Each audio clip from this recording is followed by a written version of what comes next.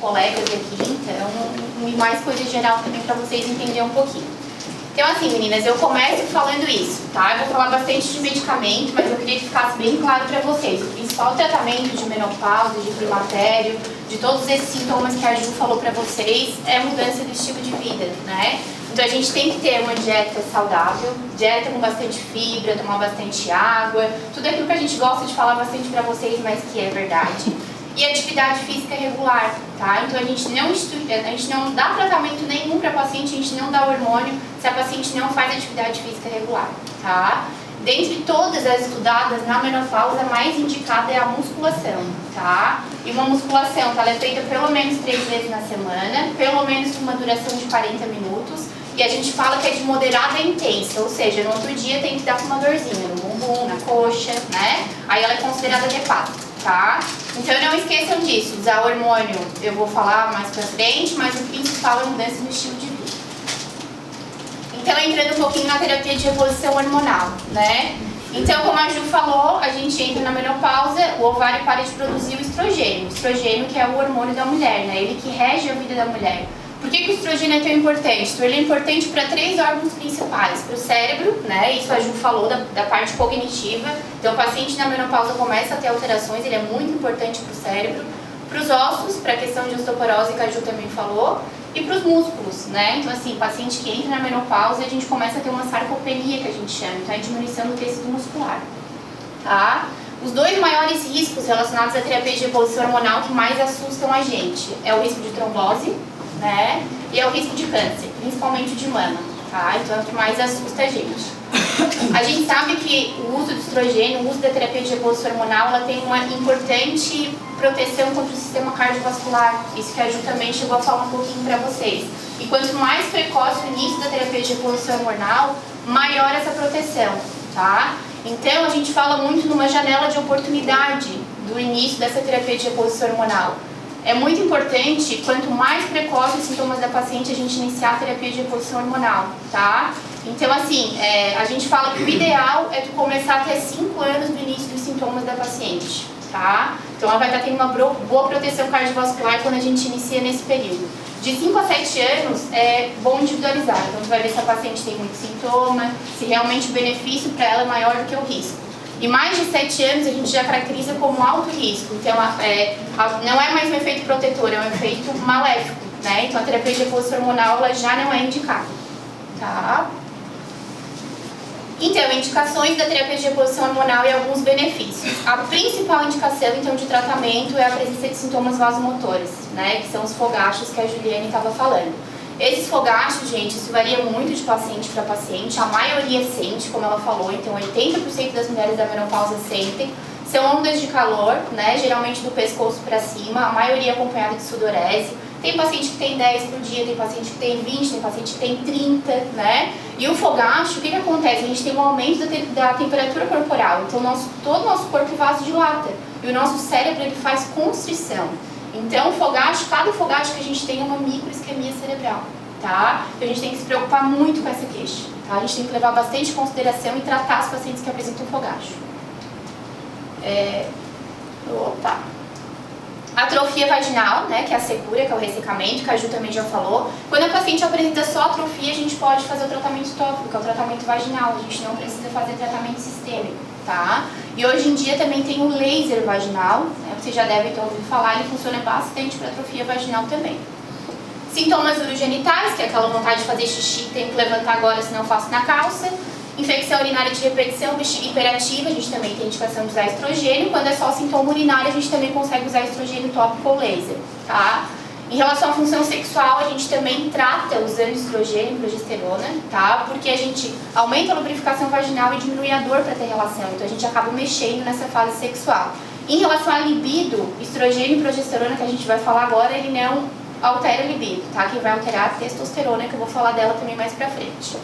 A osteoporose, né? Então, estrogênio, quando a gente usa estrogênio, a gente tem redução do risco de fratura, principalmente quadril e coluna, e a gente tem uma diminuição da perda de massa óssea, tá? Bem comprovada.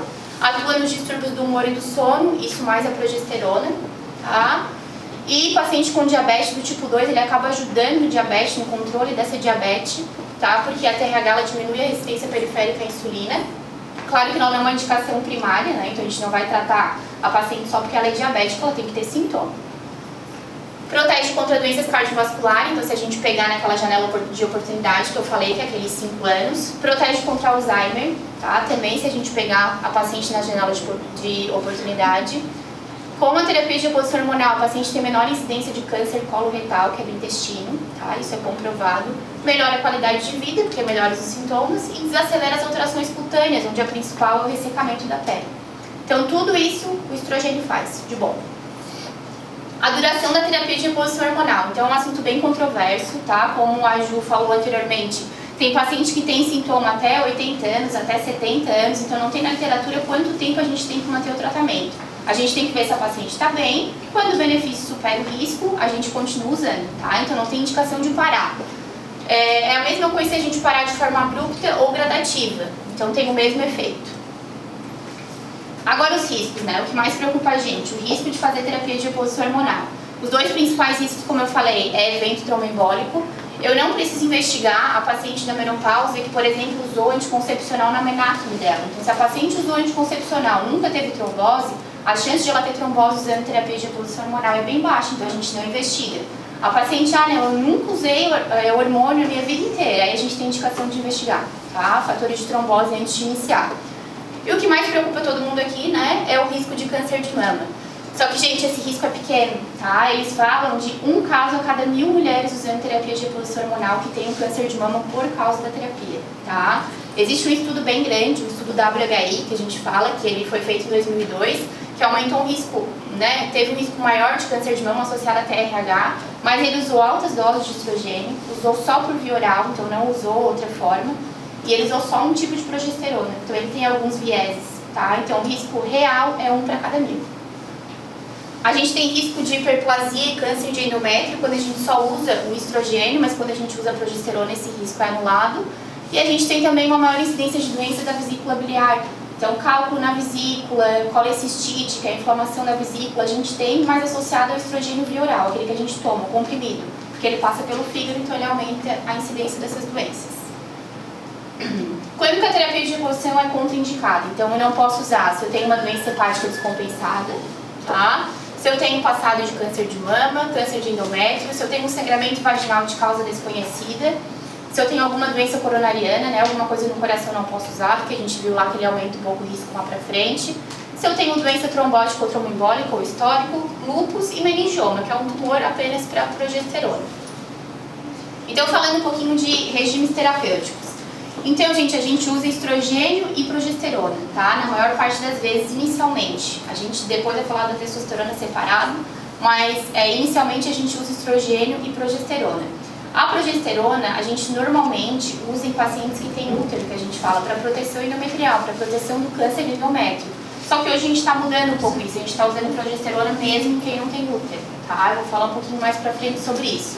As vias de uso do estrogênio, então, a gente pode usar via oral, via transdérmica, que é o adesivo, via percutânea, que é o gel, ou a via vaginal, quando a gente só tem sintoma vaginal, tá? Então, a via oral, como eu falei antes, via oral entra pela boca, passa pelo fígado, então tem metabolização hepática, né? Então ela acaba tendo maior risco de trombose, tá? Ela aumenta bastante os fatores protrombóticos que são produzidos pelo fígado, então ela aumenta o evento de riscos de TVP.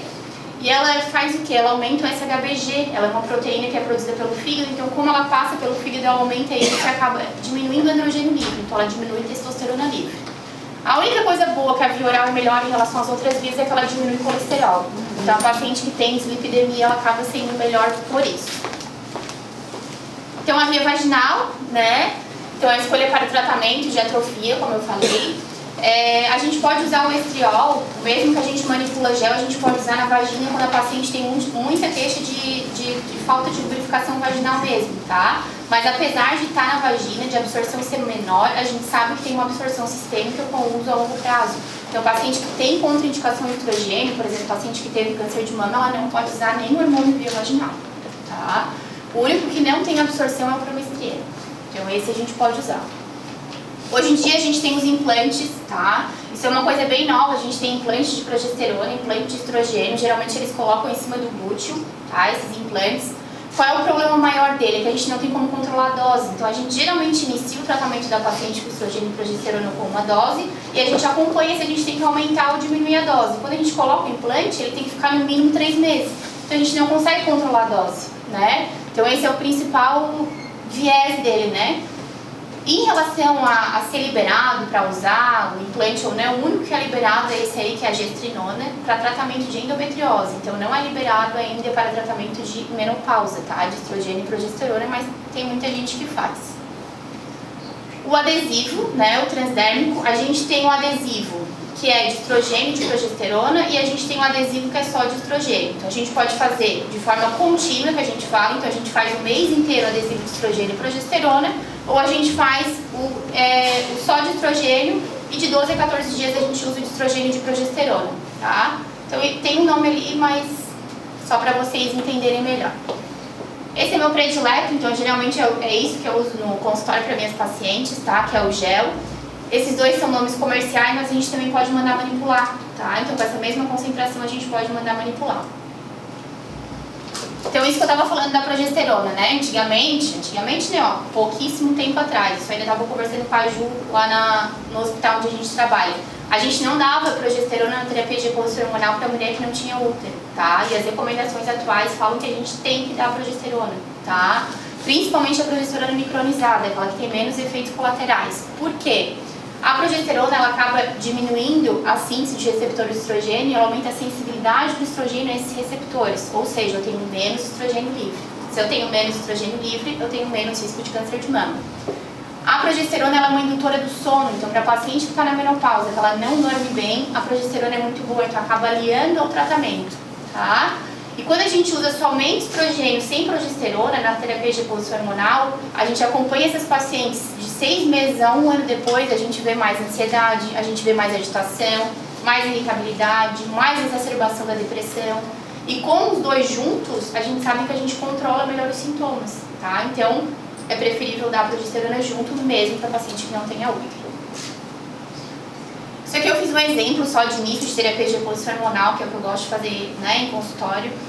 Isso mais para as colegas que estão aqui mesmo. Então, eu sempre prescrevo estradiol. A dose inicial que eu uso é essa, tá? De 0,5 a 0,6 miligramas.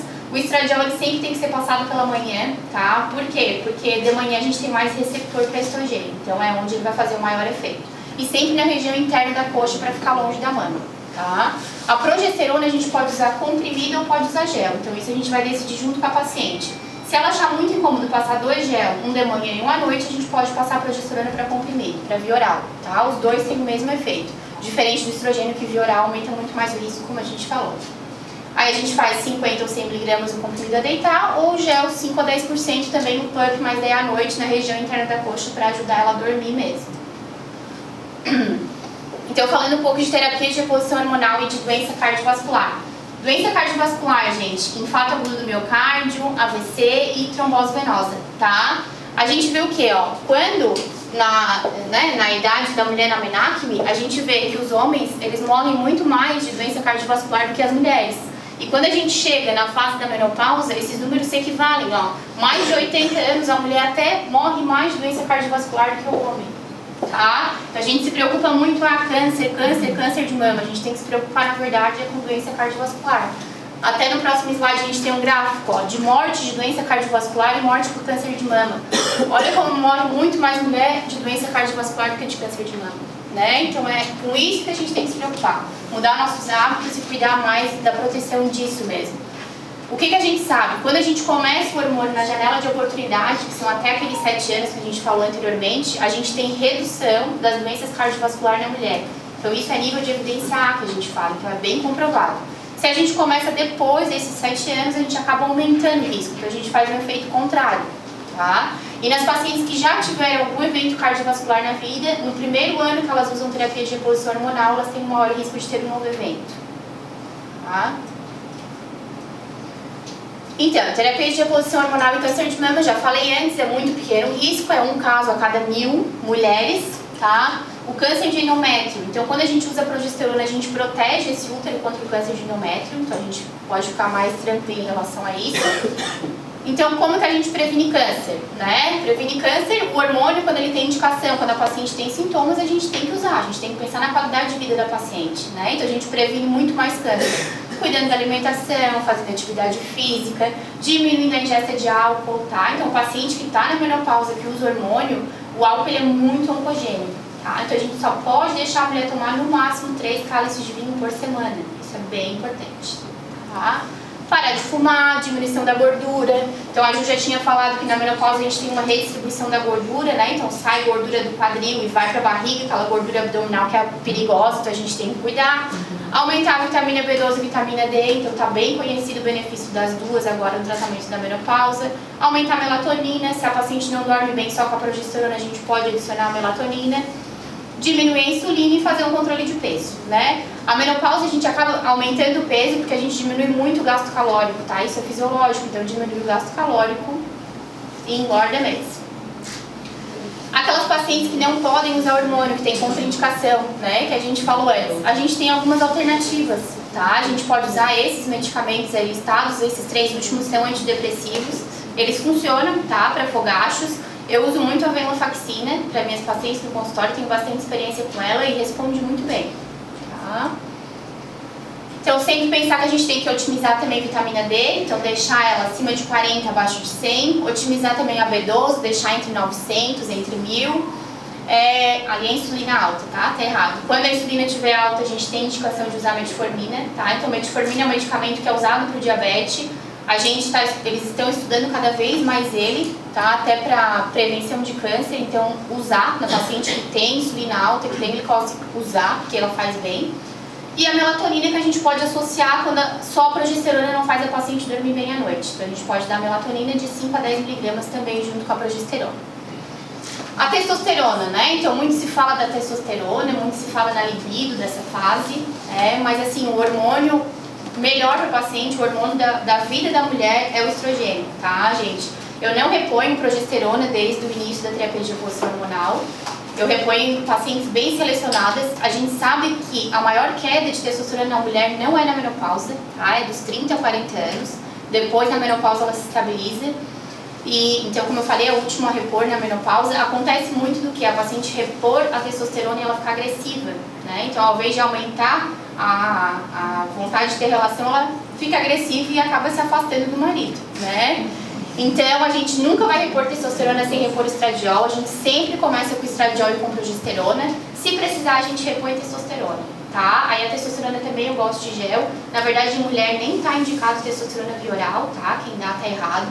E o gel sempre em dose baixa, com máximo de 0,5 miligramas dia.